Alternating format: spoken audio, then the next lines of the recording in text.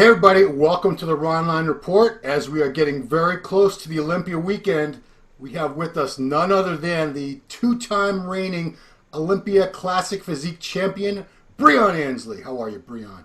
Hey, doing very well, Ron. Thank you for having me always. And man, that two-time sounds great. It's been sounding great for a whole year now. And now that number it's time for that number to change over to the bigger one. Right on. So the big news I want to ask you about is I've been following your posts, and you've been posting from Glendale, Arizona. Normally you train at Gold's Venice. You live in Los Angeles. So why are you prepping for the Olympia in Glendale, Arizona? Well, to go into camp with Chris Cormier.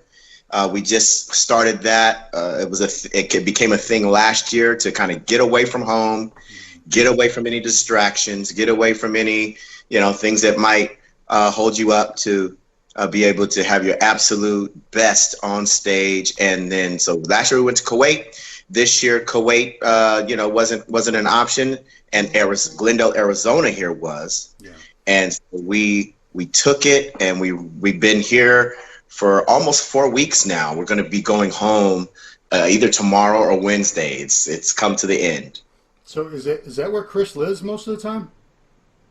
No, he just knows a great young lady out here. Okay. And so she's able to open up her home for us. It's been very great. The hospitality has been great.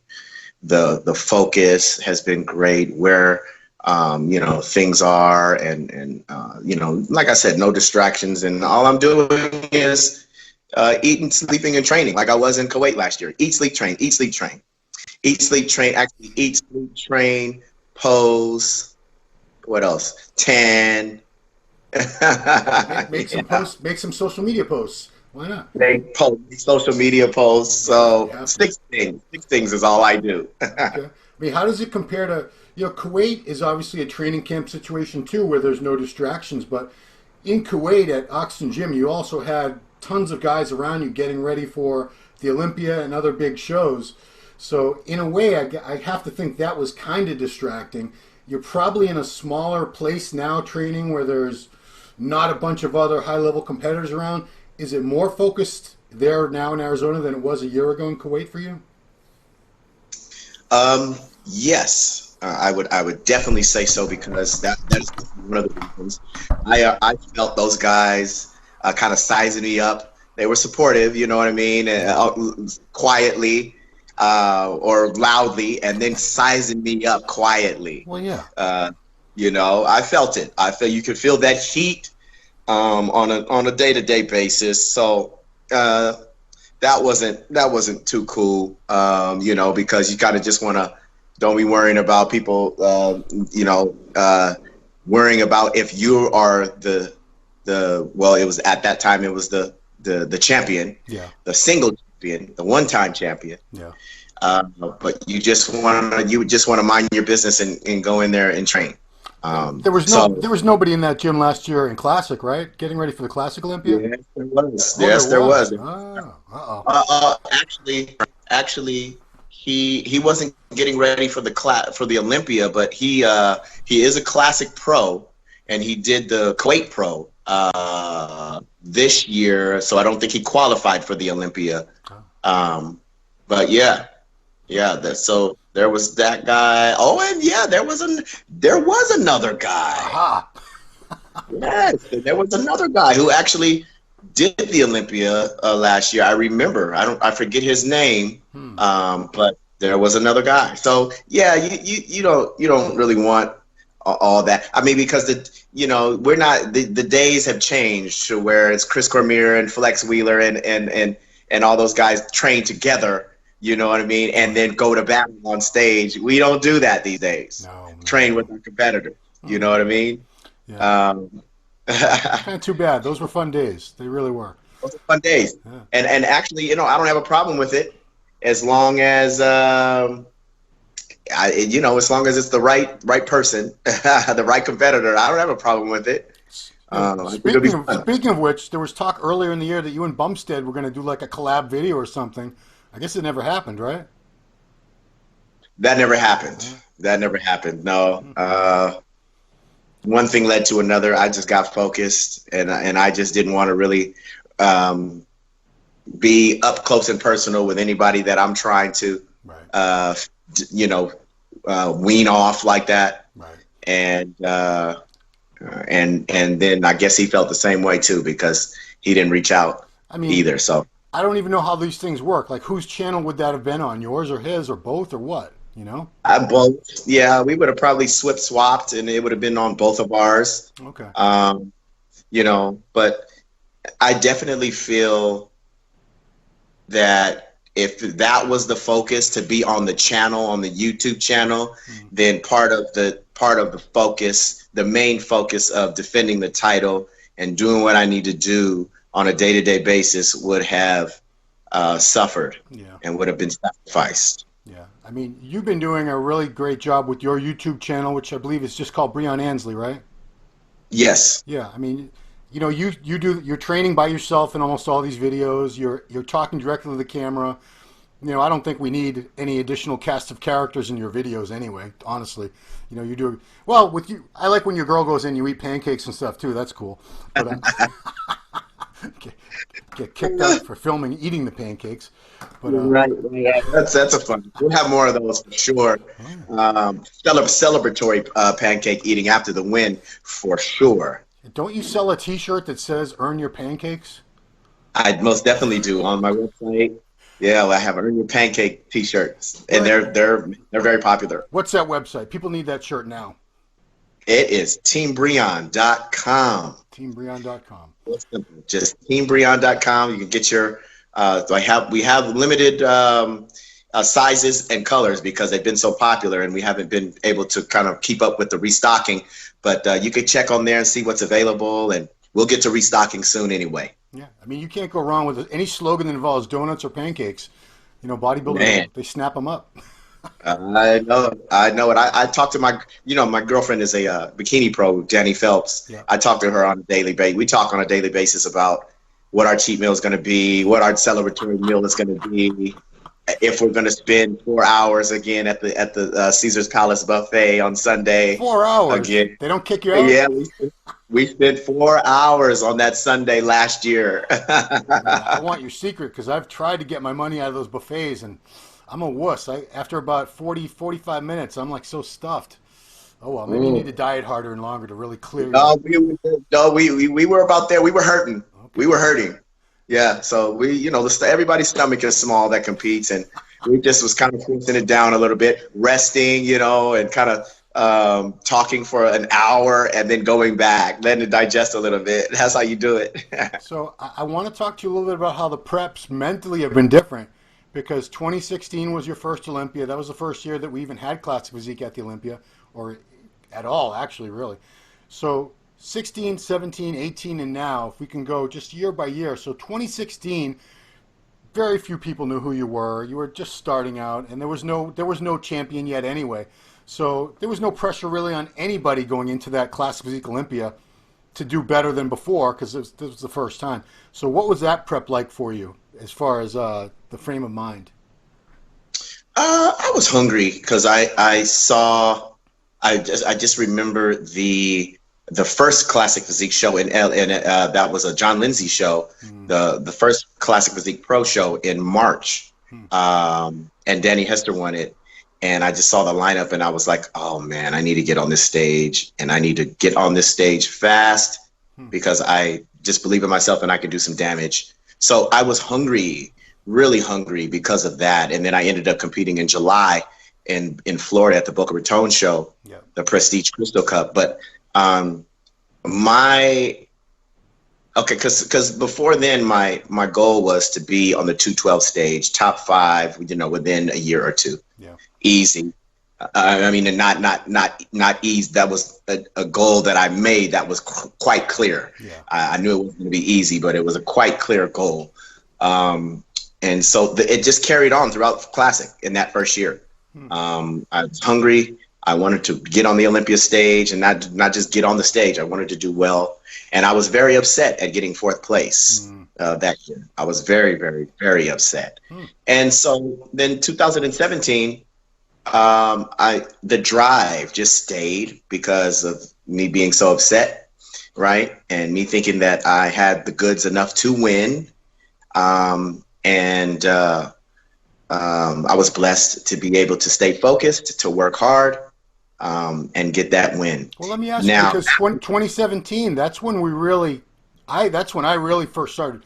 At New York Pro, May of 2017, where you won, that's when I think a lot of us woke up and said, oh my God, this guy Breon, oh shit.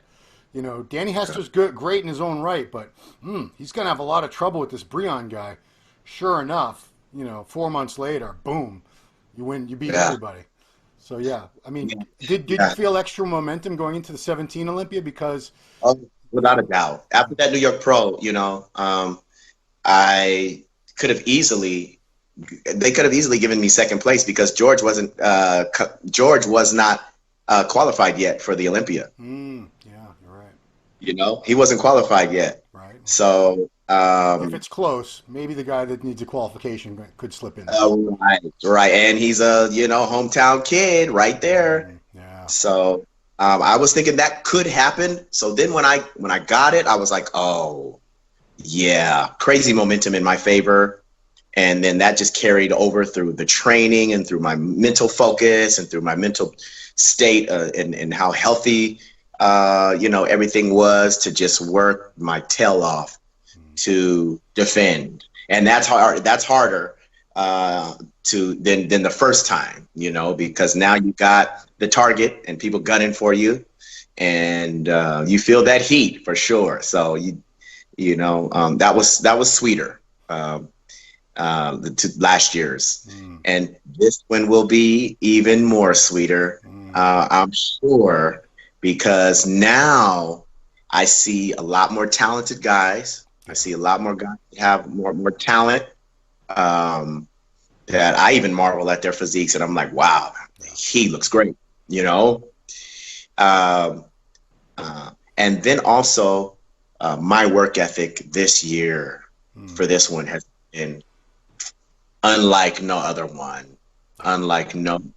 So very excited about it, very confident in it, very confident in what I'm getting ready to bring to this Olympia stage, because people just use it loosely and say they outwork everybody and they work hard and all this and that. I really truly believe that. So the confidence is just at an all-time high to really keep that gap, you know, where it needs to be, and get the title the third time. Yeah, because I've spoken to a lot of Mr. Olympia champions who all said a similar thing, that it's harder to keep the title than it is to win it, because now you have all these guys. You know, I would compare the situation you're in now to like in a movie or TV show when a guy's got his hands up and there's like a million little red laser beams because there's like 100 rifles pointed right at him, ready to take him out.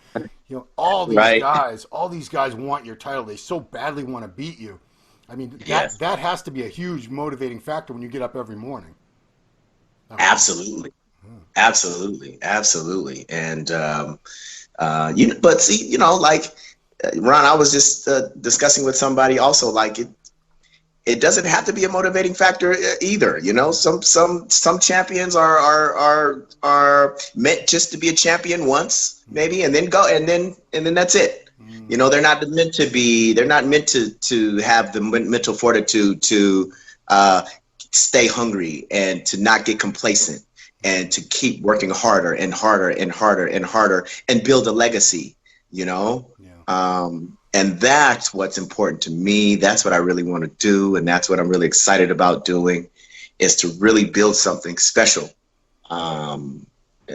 Like that, a legacy, you know, the trilogy or the dynasty. Yeah, because, you know, you did an interview a few months ago where they talked about you switching to 212 one day eventually, maybe. And, you know, you gave it a real honest answer, and you said, you know, or did you say open? You said, was it open or 212? We talked about, it was 212, right? It was 212, yes. Yeah. But I have thought about switching and maybe taking some time off to go to the open as well. I've thought about it. Yeah, but I mean, here's the question for anybody who's at the very top of their game, as you are. You're the best in the world. You're the Olympia champion. 2 titles. Let's say you win 3 titles. You got 3 titles in. You know, why would you move up to another division? I shouldn't even say up. Why would you switch over to another division when you're the best in the world, and you know the whole world, everyone else in the world that's a Classic Pro is trying to catch you? Why would you suddenly just vacate your throne and let someone else have it? Just a new challenge. Just a new challenge. You know, I guess as a competitor, you always want to meet a new challenge, and you always want to go after a new challenge and conquer a new challenge. And that's what it would be. You know, obviously I would just assess if they would increase our weight cap after this year. Then that definitely would be a new challenge. You know what I mean? But if they don't increase the weight cap, then I have to really I'll think about it and say, hey, well, how much better can I really get at coming at the same weight again? You know, 190, is that what you have to get to? 180. 180. Oh my God, dude. 180. Yeah. Because you've been growing, you've been putting on muscle, so now I can maybe see the thought process of why getting down to 180 year after year after year might not seem so appealing to you, even if you are the best, because at some point you're going to have to give up muscle that you earned, that you put on, just to make weight. I mean, maybe even this year you might have to do that. Yeah. I'm about 5 pounds out now. I'm about 185, and it's I can feel every bit of it, that you know that my body is trying to get down there and is trying to use everything it has to get down there. But yeah, I mean, if you're trying to put on a little bit of a muscle, if you're growing muscle fibers year after year after year, then how much really, you know, can I really see my true potential? Right. You know. Right. If the weight kind of stays the same, so that's going to be a deciding factor with what they do with the weight limits, and we'll go from there. Because you know you did at least one. You did the 212 division twice, if I recall, right? Yes. In 2015 or 2014. You know what did you weigh when you did the 212 back then? I was 190, 191. Okay. How did you like your look at 190 compared to what you look like now? I did not like my look. I was not conditioned enough. I looked full at the New York Pro, but I was not conditioned enough. I was not shredded enough. Same thing with the Phoenix Pro. I was not conditioned and shredded enough. Yeah. So really, I should have been on the stage at 212 in those 212 shows at low 180s anyway, where I am now. Yeah. You know, to be satisfied with the conditioning. Yeah, because I mean you beat people for a lot of reasons. You're very complete. You don't have any weak body parts, and the conditioning. That's, you know, I gotta hand it to the Classic guys in general, because they bring the condition. Very few times you get to the Arnold or the Olympia, and there's nobody who's really off. You know, you can't say the same about the Open. There's always a couple guys in Open who just missed it. They came in, they overspilled or whatever, but I think having that weight to get down to forces all you guys to really just dial in like 100% every single time. Yeah, absolutely. And which is great. That's why also, you know, at the same time, I'm like, even if they do increase the weight, then what is that going to do for the division as a whole? You know, are the guys really going to still take it upon themselves to have that same great conditioning? You know, are they going to sacrifice trying to be, you know, bigger and fuller for conditioning? And I never think that's a great idea. So you got to look at what the look is going to be too. I know I would never sacrifice size and fullness for conditioning, but you also want the rest of the guys in the sport to uphold the look, and to, you know, and to have their own great expectations of how they want to look, you know, on down the line, you know. Yeah, because we talked before about the possibility of maybe just getting rid of having a weight restriction for Classic, and the judges would judge you on if you had the attributes that they're looking for Classic Physique, or you didn't. But, you expressed concern that a lot of guys the condition would go out the window, because that's like, oh boy, now I don't have to weigh in. You'd see half the lineup really big and full, and the condition they'd all be blurred out to shit, which would... Absolutely. Yeah. Absolutely. If there weren't weight caps, absolutely, that would be the case. All right, so I don't want to get the 212 guys mad here, because I have nothing but respect. But as far as if you moved to the 212, people talk about moving mainly because they think it's going to be better for the athlete in terms of this division has more prize money, this division has more prestige. And, I would definitely say that about the Open. There's no doubt the Open that's the top of the food chain. That's why their prize money is so crazy, so much higher than everybody else. That's where people buy the tickets and come from all over the world to see. But if you want to compare Classic to 212, I'm really not sure at this point there's that much of a discrepancy.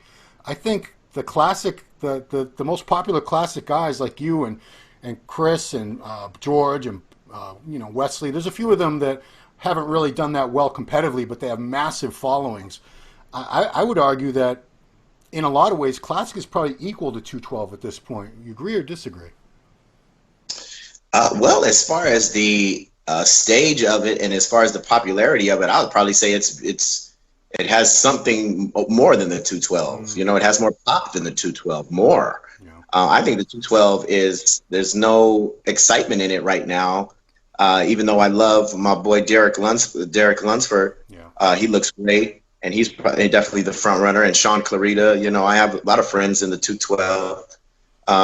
I don't think there's any pop in it. I mean, how can there be if you're taking it out of the Arnold and taking it, and then you have Flex moving out of it to where he's a great personality for the 212, a great ambassador and a great front runner. And then you have him going out, and then you have them taking it out of the Arnold, so there's not as many shows. So I don't know about the draw in the 212, and I don't know about the excitement level of the 212 and where it's headed. So in just for that alone, I would say, nah, I wouldn't be going to the 212 anytime soon. So theoretically, you would move to Open if you moved up. Yeah, because there's so much pop still for the Open division. Yeah. And I just think for branding wise and for business wise, that would be the better move. You want to go to a division that has popular, and then you can look at it. I also can look at it this way. I can say, hey, I can bring the zest, and I can bring the spark to the 212 if it's down, and if it doesn't have too much pop right now, I can bring it. I feel I can do that. I feel I have the goods to do that. So that might be the thought process too. That might be an option too. Kind of help bring it back, and help bring some spark to it, man, and some excitement. I mean, you certainly would. I mean, if Breon Ansley's in the 212 Olympia, everyone's like, oh my God, it would be, because Flex had that title so long. For him to leave, it just kind of leaves a void in a lot of people's minds that. As great as Derek is and these other guys are, Flex was the face of 212 for so long. It's kind of weird to have him gone. Yeah. I have a question. We're not going to talk about Hadi Choopan very often, but I do want to get your opinion on if you were Hadi Choopan and making weight wasn't the issue. You can get to 212 if you really had to. Would you be doing 212 in 11 days, or would you be being Open? If I was Hadi Choopan, I would go to the 212, man, because I think he has a better chance of taking that title. And weight was an issue. I think he has a better chance of taking that title. I just think, he could be. He's a great talent, man, and I even think he could be top 5 if he does the Open. Yeah. Oh yeah. But I think the guys that are already there and the that have been there for years in the Open, it's going to be too challenging right now for him to surpass those guys. Yeah. Brandon and William and Rowley and Dexter and who else we have? And that's basically the top 5 in most people's minds. Yeah. you have Luke Cedric. Sando, you have Cedric, you have Nathan Dasha, Steve Kukla. He There's a beat, lot of he really good beat guys. Nathan. He beat Nathan, right, at the Vancouver one? He did. He absolutely did. Yeah. Oh man, see, so he definitely has the goods for open, but I would go for number one, man. I would go for number one and go for that 212 title. Yeah, because I mean, people talk about, well, the money for fifth place in the Open is better than winning the 212. Yeah, but maybe it's not all about money for this guy. Maybe he would decide, I want to be the world champion. You know, Yes. I want an Olympia title. Why wouldn't you want an Olympia title if it's within your reach? Yes, yes. And man, wouldn't that be? That would be and see something like that, man, in the for the 212. I think that would really bring some spark back to it, man, and bring some drama, some story. I mean, yes, drama back to it, you know. Yeah. Derek is looking great. Hottie now has finally got his visa coming over and going to compete in the 212. And they're gonna face off, of course, amongst the other guys, Sean and David and Ashkenani, Eduardo Correa. You know, there's Kamal El Garni. There's a lot of great guys, but great guys. It's no disrespect to say that if Hadi goes 212, that's Derek's biggest competition. That's the guy who's going to give him the biggest battle up there. And you know, I would definitely say so, and everybody knows that. And in a selfish way, I hope that he does do that, just so the 212 is a lot more exciting this year, because as good as Hadi is, he's not beating Brandon and Roley in my opinion. He's not winning the Mr. Olympia this year. He could be as high as third, fourth, fifth. There's no doubt in my mind, but I don't see him winning. But I could see, you know, between him and Derek, it's just going to depend on who really brings it that day, and either one of them could do it. So we'll see. Yeah, I think it's going to be it's going to be a sharp thing and a conditioning thing. Because the shape and development everywhere around is there for both of them. So it's just going to be about sharpness and detail, you know, for those two. Yeah. Enough about them. Let's get back to Breon. So, how is this prep any different from, say, last year's prep? Because every year your body is a new body. It's never exactly the same. So what kind of things have you had to do differently this prep to give yourself that look that you want? I was able to keep ground bison in until 3 weeks out, man, into this prep, which I was very excited about, and keeping fullness and keeping roundness and keeping me satiated as well, you know, with the dieting. Didn't have to like crash so fast, so hard for such a long time with the diet this time around, which is great. I'm still even the last two Olympias, I would have been carbless. You know, about 5 weeks out. Weren't you on all fish at this point last year? Yeah, all fish and asparagus and all in fats, you know, and the fats weren't that much. They were about at 50, 60 grams. But I'm eating carbs. I just had a whole day of carbs yesterday. Nice. The weight is still down. And so that's great as far as the diet is concerned. But this year, you know, kind of like I said, the work ethic, man, I've just added so much to my plate and to my arsenal of what I'm doing on a day-to-day basis, and to you know, develop the lines that I want and the details that I want to showcase. It's a grind, man. It's a grind. And so that's why I know that, you know, it's going to be the absolute best. With confidence this time, because of what I've endured, you know, and what I've added to the training regimen. Yeah. Now we have so many guys chasing you, as you know, and a lot of them they post constantly, like you all have to these days. Do you pay any attention to the posts of these guys like Chris and George and Arash, or do you just totally ignore them at this point? You can't totally ignore them unless I just unfollowed all of them. You can, and then you still can't totally ignore them because people tag you in the DMs on there about, you know, them and comparisons and all that. So you can't totally, if you're on social media at all, you can't totally ignore any of it. Yeah. Well, let me ask you this: when people tag you, you know, say Chris Bumstead makes a post and someone thinks he looks, it's probably a Chris Bumstead fan in most cases. they're going to tag you on that because they want you to see that and, I don't know, like get intimidated or something. Does it annoy you when people do things like that? It did at first, but not anymore. Yeah, not anymore. I just laugh at it and let it roll off my back and continue to, to put the focus where it needs to be. But, I get that all the time.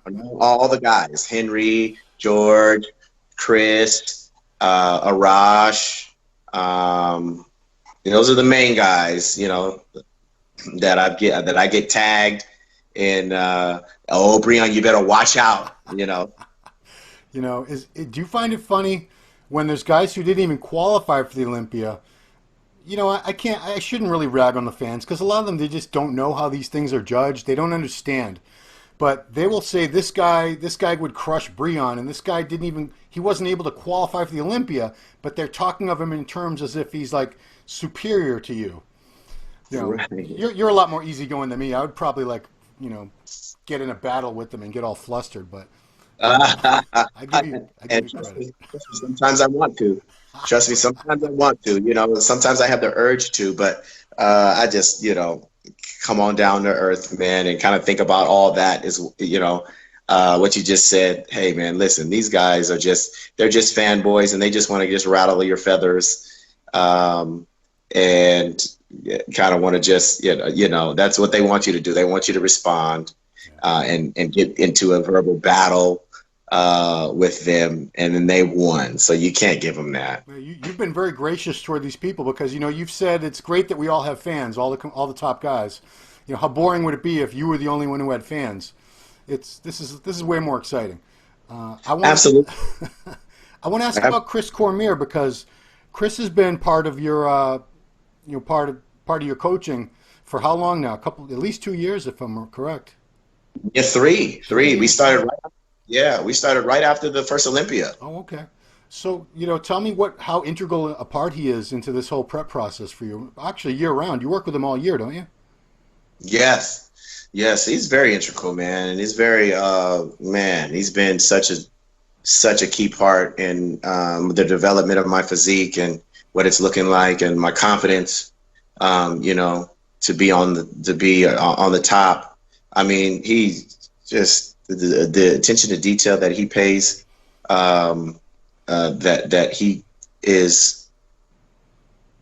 she teaches, and that he preaches.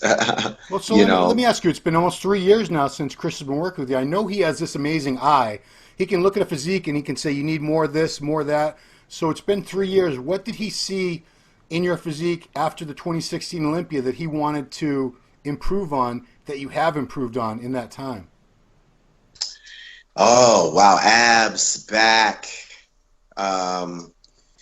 just the development of the calves, legs, in detail in the legs, chest, development, upper chest, tricep, everything. Everything except biceps.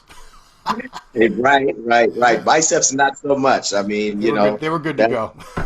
Yeah, well, those are good to go. Those are good to go. But even those have improved. Right. Also, just with the type of training that we do, and not even really focusing on more development in them, but just the type of training that we do.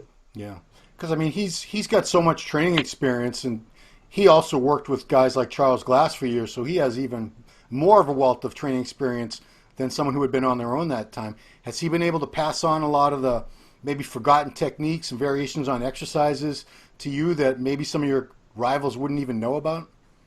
Absolutely. Guys across this sport don't train like Chris teaches, Mm-hmm. They don't really train. They don't train that hard, and they don't train with the type of technique and the type of intensity and focus, under Chris.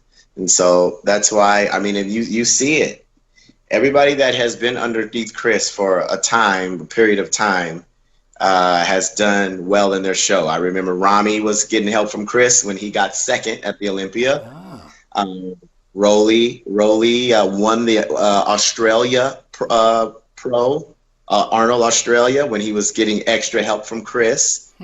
And definitely other cases. Yeah. And, I can tell you about myself all day long as far as my development and as far as what I've developed, that is just so emotional to me, that was just not there even as an Olympia champion, you know, but now it is. Right on. So you mentioned business. What kind of business ventures have you been doing? Because I know this year you've definitely stepped it up a lot as far as branching out and doing different things. So what kind of projects are you doing these days? Yeah, well, my website is up and going with everything now. We have ebooks available. We have coaching available, all scopes of coaching, contest prep, just weight loss, just muscle building. We have nutrition plans. Definitely we're going to have even more apparel up for that Olympia weekend, special three-peat, special three-peat Build Your Legacy shirts that we have for the Olympia weekend. That's confidence, Breon. That's confidence. I like that. Absolutely. You got to put it out there, and you got to claim it, man. You got to claim it, and then let your body follow. And let's see what else we have going on. Your YouTube is really, you had like one video and you do like another random one a month later, but you seem like you're really starting to get a lot more good regular content out there on your YouTube. Absolutely. And thank you to Trifecta, who has been helping me with videographers and with content, in making sure that I get the series for the road to 3 for this Olympia, getting it up every week, getting a video up every week. So thank you to them, Trifecta, the great meal prep food sponsor, and the Olympia sponsor. Who? Yeah. Oh, okay. I didn't know that. Yeah, Trifecta and Wings of Strength are the two main Olympia sponsors. Yeah, I knew Wings of Strength. I hadn't looked into Trifecta. Huh, interesting. Nice job. Yeah. Okay. Yeah. So the YouTube is popping at Breon Ansley. I'll be having that, guys. I'll be definitely regular on that and getting uploading videos, and so we're gonna have fun with it. Oh, I know what I wanted to ask you. Does Cormier have you tanning now? He has me. He has had me tanning since last year. Wow. Yeah, last year we were tanning out in the hot Kuwait heat. Oh, now we're tanning out in the hot Arizona heat. So what's it, like 120 degrees out there? 120. I actually was looking at that this morning. The forecast is going to be 120s on Thursday, Friday, and Saturday of this week. But we'll be gone. But it's going to be like in the low. It's going to be like 110, 111, 112 before we leave. Oh, yeah. I don't know how human beings can function in that kind of heat. But I actually like it though. Is he doing that to tighten up the skin? Because obviously everybody just gets painted up anyway, so it's not about not about the skin tone. Yeah, well, it's just about bringing in more lines with browning up the skin, even maybe shedding some water as well, and just. Overall, man, from A to Z, not letting it go, not having any stones be unturned. That's all. Yeah. That's all. We're just doing everything possible. Well, it's looking good, Breon. Win number 3 is looking good. We never make any predictions until it's all over, but things look good. I want to encourage everyone to follow Breon on Instagram at BreonMA. _ It's BreonMA _ Go to the YouTube. It's his name, Breon Ansley. Great videos there. There's even some where they just eat pancakes, which is I get tired of watching training after a while. I want to see some disgusting. Who doesn't like pancakes? Who doesn't like pancakes? Everybody does. So head over to the website. It's teambreon.com for the merchandise. Is that right? Yes, that's right. Teambreon.com. You can get all the cool merch. And hope you guys got your tickets, because we're only about 11 days away from judging Classic Physique Olympia in Las Vegas. This man, most likely, if I was a gambling man, I'd lay my bet down on Breon. No offense to the other guys. It's just he's got a lot going on. It's just a lot to handle, a lot to try to beat. That's all, guys. Yeah. So don't get mad at me. Hey, they just have to deal with it. They have to deal with it. Exactly. Breon, thank you so much for your time. Best of luck in this final home stretch of prep. Appreciate you taking the time to talk to us. All right. My pleasure. Thank you so much, Ron, and Muscular Development. And we will see you guys, man, in 11 days. I'm sure I'll see you there, Ron, and get that interview, that post-winning interview with you. Absolutely. All right. Thanks, everybody, for watching Ronline Report with Breon Ansley, and we'll see you guys in Vegas.